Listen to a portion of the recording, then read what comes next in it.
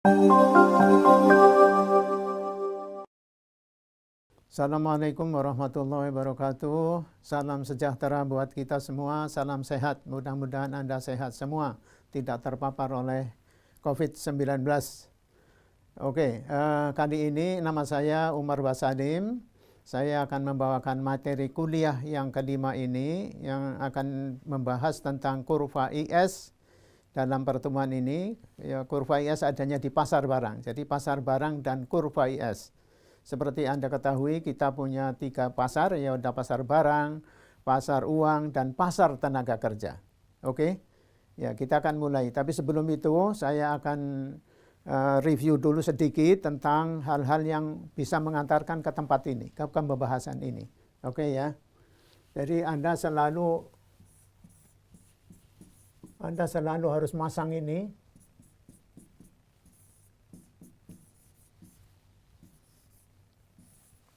Jadi pendapatan nasional itu sama dengan konsumsi, ditambah investasi, ditambah pengeluaran pemerintah, ditambah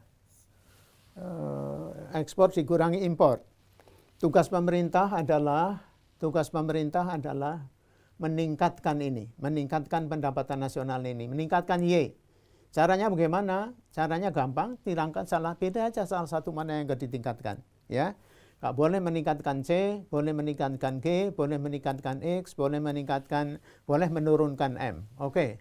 Caranya bagaimana? Kalau konsumsi Anda tahu, konsumsi kan itu sama dengan A plus B kali YD, ya.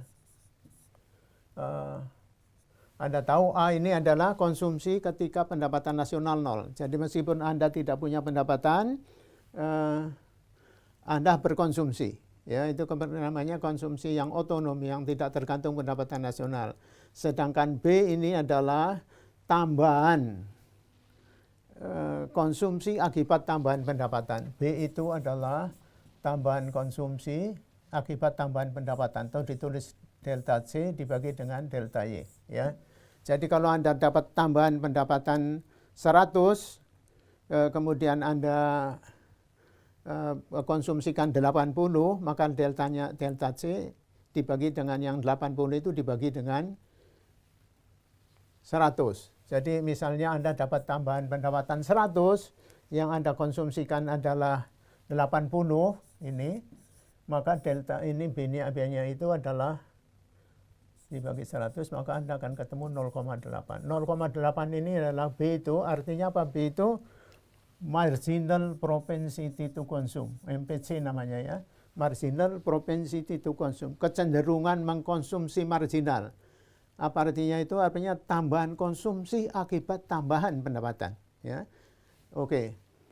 Kalau investasi tidak tergantung pendapatan nasional, investasi tergantung pada tingkat bunga. Kalau tingkat bunga tinggi, maka investasi rendah. Kalau tingkat bunga rendah, maka investasi tinggi, ya.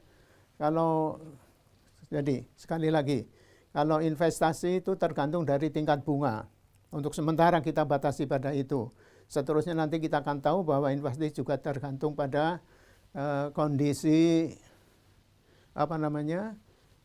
kondisi perekonomian secara keseluruhan yang disebut dengan iklim investasi. Oke lah, sekarang investasi tergantung pada tingkat bunga. Kalau tingkat bunga tinggi, investasi rendah. Kalau tingkat bunga rendah, investasi tinggi. Solusinya negatif. Kalau G ini pengeluaran pemerintah atau government expenditure ini itu tidak tergantung kepada siapa-siapa, tergantung pada pemerintah. Kalau pemerintah mau membesarkan belanjanya dalam APBN itu, kalau dia tidak punya uang, dia bisa pinjam. Bisa pinjam kemana? Bisa pinjam ke pasar modal, bisa pinjam ke bank sentral, bisa pinjam ke luar negeri misalnya, ya. Jadi ini G itu otonom. X juga begitu, ya, ekspor juga begitu. Ekspor itu tidak tergantung dari pendapatan nasional. Ekspor itu tergantung dari kita bisa menjual yang lebih murah di luar negeri untuk barang yang sama apa tidak, ya. Nah, kalau impor itu memang tergantung pada pendapatan nasional. Karena apa? Karena impor itu ada konsumsi. Ya, tadi konsumsi itu kan ini tergantung pada pendapatan. Ya, makin besar pendapatan makin besar konsumsi. Impor juga begitu ya, karena impor itu adalah konsumsi buat barang-barang buatan luar negeri. Nah, kalau Anda gambar maka Anda akan mempunyai ini ya. Akan mempunyai ini. Kalau ini pendapatan nasional, ini taruh di sini ini ketiga-tiganya ini atau keseluruhannya ini kita sebut aggregate expenditure atau pengeluaran agregat, pengeluaran keseluruhan, pengeluaran konsumsi, pengeluaran investasi, pengeluaran pemerintah, ekspor dikurang impor atau ekspor neto. Ya. Kalau ini AE misalnya. Kalau konsumsi bagaimana gambarnya? Kalau konsumsi tadi disebutkan bahwa ini ada A, meskipun pendapatan nasionalnya 0, Anda harus berkonsumsi di sini A misalnya. Makin besar pendapatan nasional, makin besar konsumsi. Oke, ya sekarang kita akan menggambarkan fungsi dari masing-masing, hubungan konsumsi, investasi dan pengeluaran pemerintah serta ekspor dikurangi impor dengan pendapatan nasional. Sekarang konsumsi, tadi sudah dijelaskan konsumsi tergantung pendapatan nasional. Makin besar pendapatan nasional, makin besar konsumsi. Maka gambarnya seperti ini. Ya. Ini adalah kurva konsumsi. Makin besar pendapatan nasional, makin besar konsumsi. Oke. Sekarang investasi. Investasi itu tidak tergantung pendapatan nasional. Investasi itu tergantung tingkat bunga. Jadi berapapun pendapatan nasional, investasinya tetap. Ya. Artinya dia otonom terhadap pendapatan nasional. Jadi gambarnya seperti ini. Ini adalah investasi. Itu investasi. Pengeluaran pemerintah bagaimana? Pengeluaran pemerintah tadi sudah sebutkan tidak tergantung pada siapa-siapa. Ya, dia tergantung pemerintah. Dia otonom. Tidak tergantung pendapatan nasional. Gambarnya bagaimana kalau di sini? Gini. Ini G. Ya. Ekspor juga begitu ya, tapi untuk membahas hubungan antara pendapatan nasional dan tingkat bunga yang akan membuat kurva IS, kita batasi dulu sampai di sini ya, sampai di G itu. Oke. Nah, kalau ini dijumlah nanti bolehlah ekspor Anda gambar lagi di sini. Ekspor kan sedikit. Ini ekspor Anda gambar sini. Oke. Ya.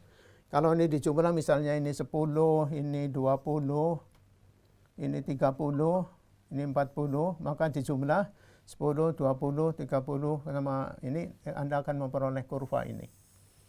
Kurva ini namanya kurva AE. Aggregate expenditure atau pengeluaran agregat jumlah dari ini semua. Ya. Jadi itu bentuknya kurva AE seperti itu. Ya. Bentuknya kurva AE seperti itu. Oke, sekarang begini.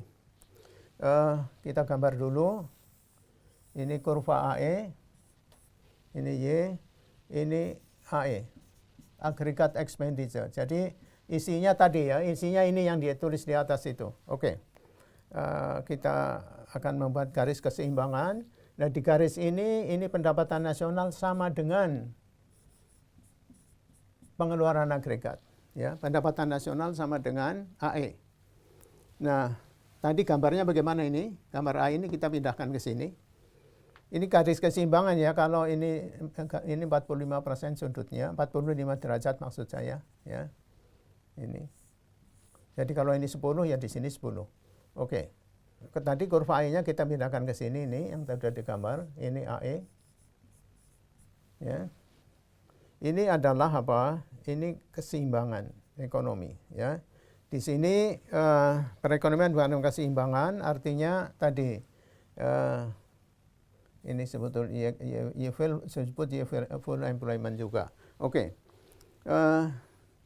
Itu kalau itu adalah keseimbangan antara pengeluaran agregat. Keseimbangan ini disebut keseimbangan di pasar barang. Ya, keseimbangan di pasar barang. Nah, kalau sekarang kalau misalnya ada salah satu komponen berubah, naik misalnya G naik, kalau G naik karena ini AE ya, kalau G naik itu ya AE naik. Ya AE naik. Kalau AE naik bagaimana? Y naik, ya. Kan begitu. Jadi ini gambarnya ke atas gini. Nah, ini menjadi AE1. Tadi AE0. Pendapatan nasionalnya mana ini? Ya, pendapatan nasionalnya ini Y1. Oke. Demikian juga kalau turun, yang Anda gambar di sebelah sini, turun di bawah. Artinya apa? Artinya pendapatan nasionalnya turun, kalau AE-nya turun, salah satu ya. Kalau salah satu turun, oke. Nah, karena sekarang Anda punya kurva AE.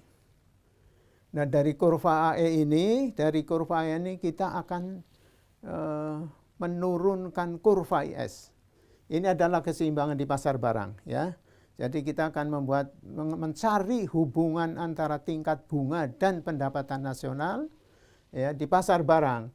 Ini ketika kita membuat ini kita menganggap bahwa tingkat bunga tetap, harga juga tetap. Nah, sekarang kita akan masukkan unsur tingkat bunga, ya. Oke.